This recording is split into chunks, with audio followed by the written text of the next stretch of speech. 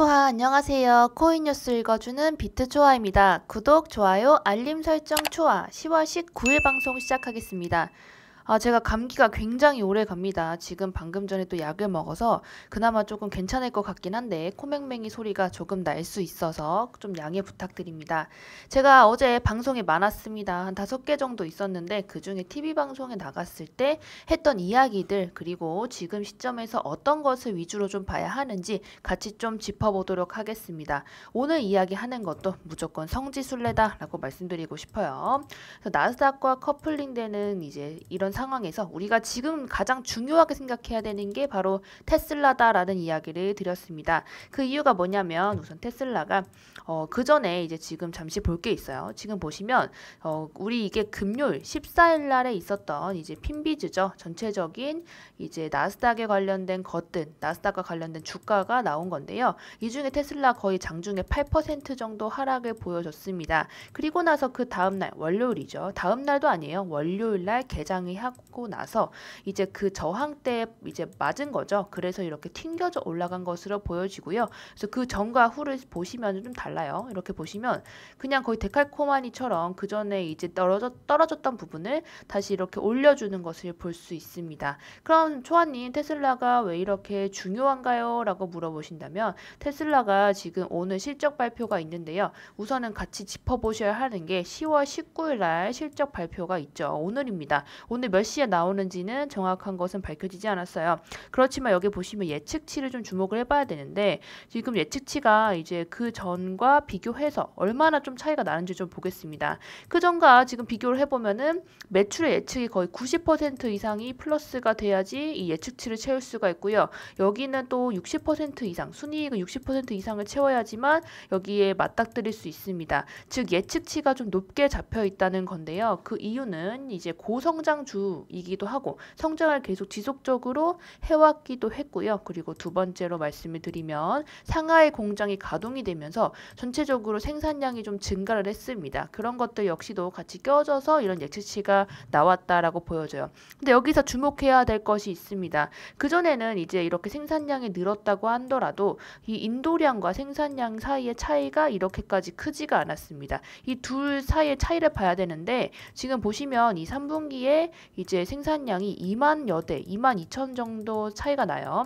그 전에 있었던 것들과는 조금 다르죠. 그 뜻은 뭐냐면 2022년 1분기에 이때 보시면 지금 이때도 1만 가까이 한 몇 천이죠. 아무튼 몇 천 정도가 차이가 나는데 이게 사실 테슬라가 이 주가를 방어하는 방법으로 많이 썼던 것이 보통은 이제 분기별로 이제 내가 얼마를 팔았는지 이제 이익과 매출을 따지잖아요. 그래서 이것을 보통 테슬라가 조절을 했을 때 이제 시장을 나눠 가지고 배로 이제 보통 보냅니다. 배로 보내서 이제 차를 보내면 멀리 보내게 된다면 이게 배송에 소요되는 시간이 길어지잖아요. 그래서 애매하거나 아니면 실적을 채웠을 때 이런 인도량을 맞췄을 때 이때 애매한 기간에 있었던 거를 뒤로 보내버리는 겁니다. 그리고 나서 이제 한 달 정도 남았을 때 너무 급하다 싶으면 이제 중국 내수나 이런 그런 가까운 곳에 이제 판매를 하면서 전체적으로 참 판매 대수를 맞추고 이제 좀 예상했던 치와 항상 근접하거나 아니면 그 위로 좀 모습을 보여주는 것입니다. 근데 이런 상황인데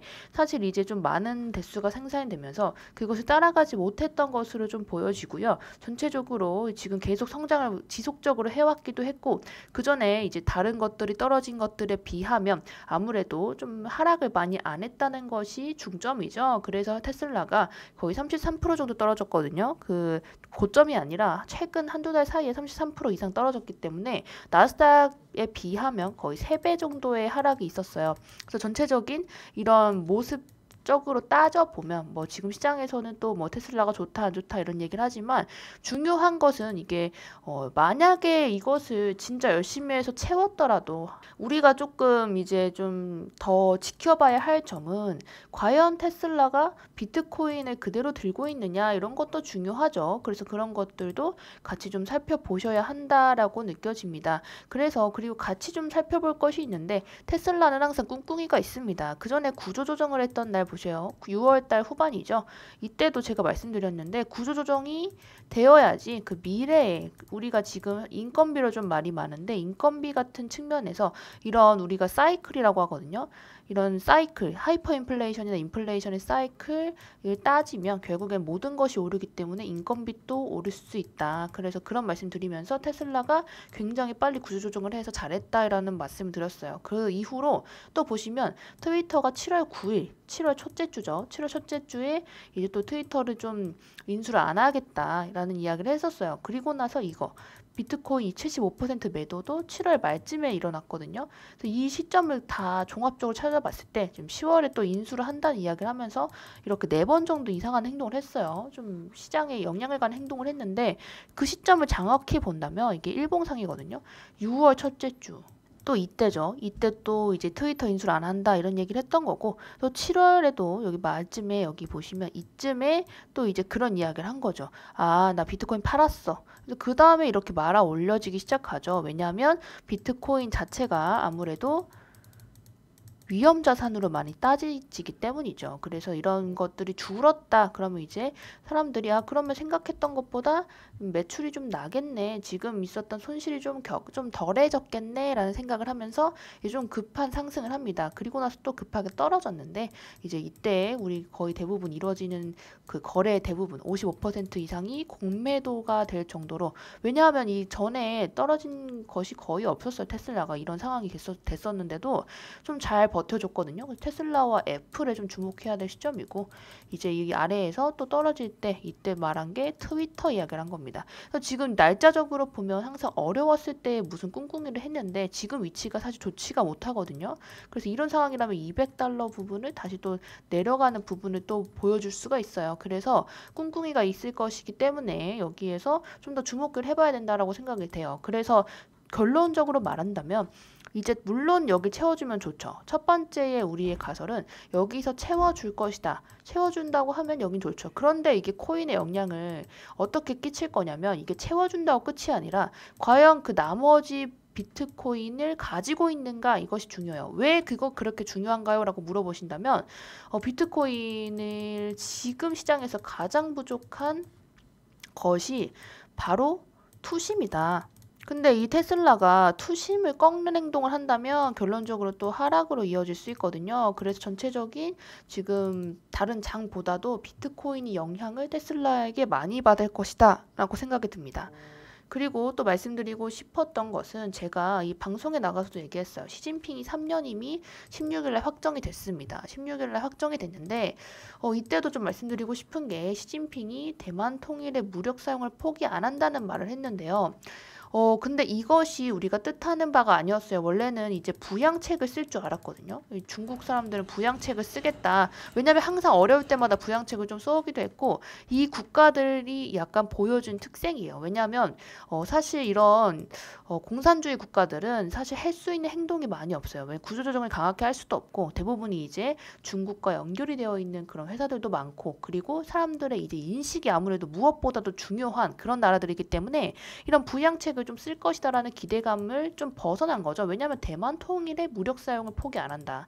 당연히 대만에 지금 뭐 위치적으로도 그렇고 여러 가지 이유들로 인해서 필요하겠지만 지금 상황에서 원하던 대답은 아니었던 거죠. 그래서 비트코인이 잠시 올랐다가 그대로 말아서 내려왔던 모습을 보여줬었습니다. 그런데 우리가 좀 중요하게 생각해야 하는 거는요.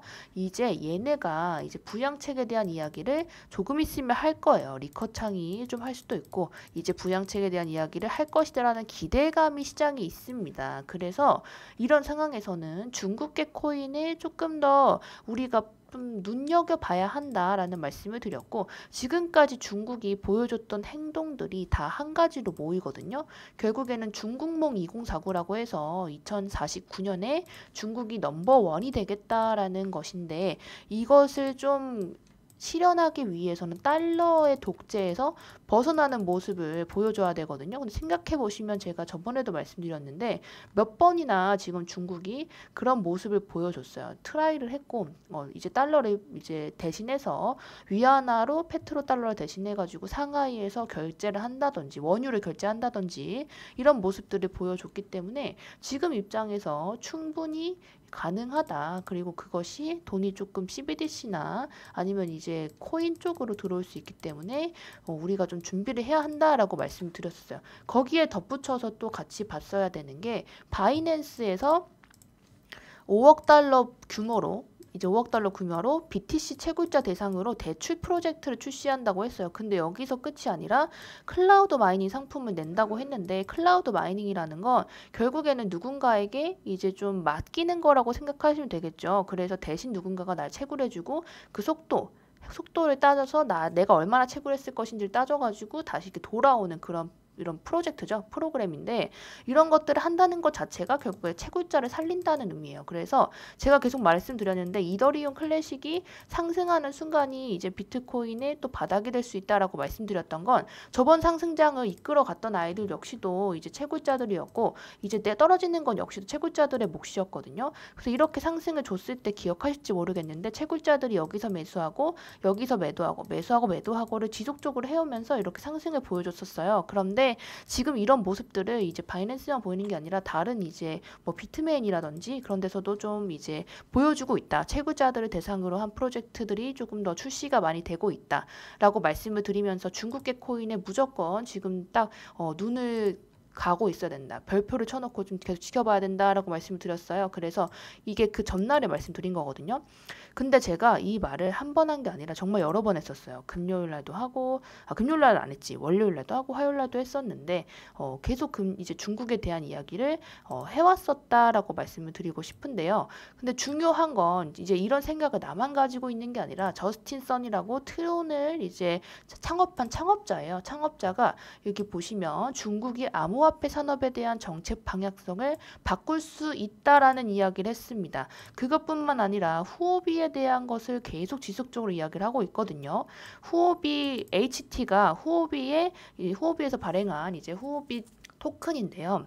후오비 토큰을 7,400만을 가지고 있다라는 이야기를 하면서 뭐 체인도 통합한다고 하고 이런 모습을 계속 지속적으로 보여준다는 것 자체가 중국의 어떤 이제 꿍꿍이가 있는다라는 것을 좀 이제 선동을 하려고 하는 모습을 보이는 거죠. 결국에 다음 상승장을 누가 가져갈 건지 그 대장이 지금 결정이 안 됐는데 아무래도 중국계 코인이 슬슬 다시 한번 올라갈 준비를 하고 있다. 그러니 지금 중국계 코인들을 중점적으로 좀 생각을 해보고 봐야 한다가 저의 결론입니다. 그렇게 되는 거고 그리고 앱토스에 대한 이야기가 많아요. 앱토스 상장을 그렇게 여러 군데 하고 있는 것 자체가 많은 분들께서 궁금해 하실 거예요. 그렇죠? 그래서 제가 좀 짧게 말씀을 드리면 앱토스 상장 일정이 지금 이렇게 되죠. 지금 보시면 후오비랑 바이낸스에선 이미 상장을 했고 근데 그런 모습을 보이고 바이낸스 선물에선 방금 11시쯤에 상장을 했습니다. 5시 업비트를 하는데 제가 말씀드리고 싶었던 건 이렇게 상장하는 이유가 이때 펌핑을 주고 이때는 당연히 매수밖에 못하니까 펌핑을 주고 11시에 선물을 하면 숏이 되죠. 그러니까 이때는 아래로도 발라먹겠다. 위아래로 다 발라먹겠다라는 것이 이 아이들의 좀 꿍꿍이다라고 생각이 됐거든요. 그래서 이런 거대한 이제 이런 거래소에 이미 다 상장이 됐고 펌핑이 일어난 시점에서 업비트에 상장이 되는 거기 때문에 물론 그 전에 다시 한번 펌핑을 주겠지만 과연 이 고점에서 팔 수 있는 사람이 얼마나 되는가 이런 것들도 좀 생각해 보시면 좋을 것 같고요.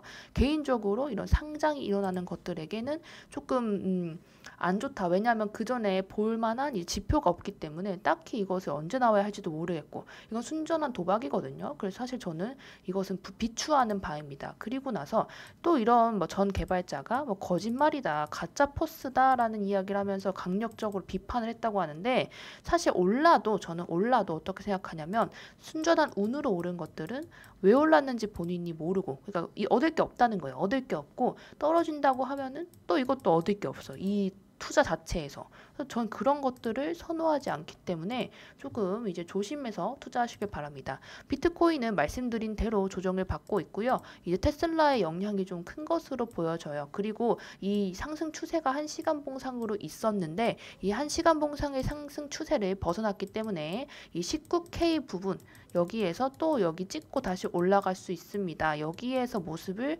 무엇보다도 중요하게 생각을 하고 있고요. 저도 여기 지켜보고 있으니 달라지는 것 있으면 아래 카톡방 링크 들어오시면 제가 계속 이런 걸 말씀을 드려요. 이제 바로바로 정보 받아가셔서 같이 투자하실 때 도움 많이 받으실 수 있을 것 같습니다. 그리고 그 아래는 코인 공식 도움이라는 어플리케이션도 하고 있으니 들어오셔서 이제 많은 매매 시황 분석하신 것 참고하시면 좋을 것 같아요. 자, 오늘도 들어주셔서 감사드리고요. 저는 내일 뵙겠습니다. 저는 비트초아였습니다. 초빠.